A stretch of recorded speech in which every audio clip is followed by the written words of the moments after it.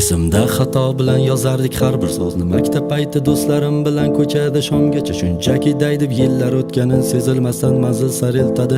Vaqt hech kunni ayamasdan beshafqat qaritadi. Bulutlar tarqadi, mana keldi bahor, qushlar sayradi, kimlarni topishtirib va kimlarni ayradi. Kecha o'qigan qizlarga bugun boshpana salon, chunki endi maktab xayr, katta hayotga salom. Unutilgan sinfdoshlar, hatto gurpadoshlarim va har kim o'z haqida qayg'urishlar endi boshlanar. Va qani bolalik do'stlaring, bitta xabar biz tugadik. Yangi notanishlar sanga yaqinroq aka-ukadek. Eski hayotimdan balki xayolan to'yganmalik. Nokia'da bo'lsa ham videoga saqlab qo'yganman va misini topshirishda tan olaman kam bo'lardim. Nokia'da screenshot qilishni faqat men bilardim.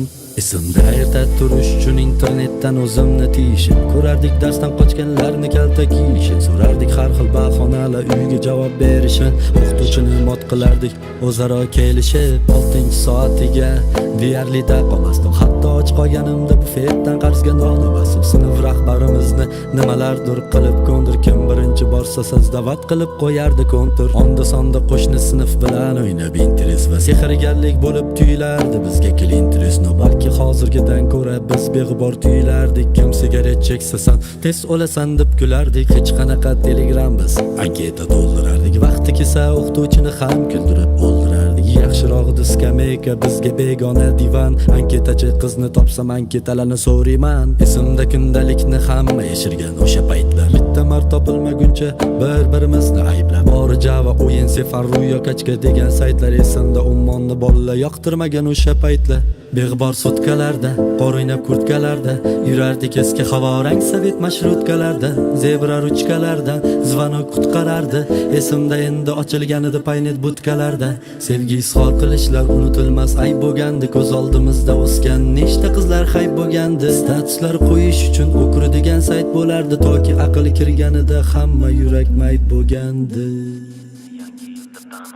Qorsiz o'tgan yangi yilni yangi yil deb tanimasdi. Yugurib o'tardik svetoforlar sekund sanamasdi. Qad ko'targan daraxtlarni negadir tekkizlagandi. Eski yomon xabarida sanoying izlagandi. Neligini his qilgandik getada zo'rlikni. Ko'rinishi esimda sariq 50 so'mlikni. Balki hozir gapiramiz yoshlarga qaragandek. Jaloliddin Manguberdini tangadan tanigandek. Yo'qolib ketdi akon, qo'shiqlar bemazadir. Agar taqqoslasam hatto gaz vadalar bemazadir. Koronani faqat oriyat donodan tinglagandik. Rap nimaligini biz chorniy boomerdan bilgandik. Har bir uyda bitta DVD va bitta GNP.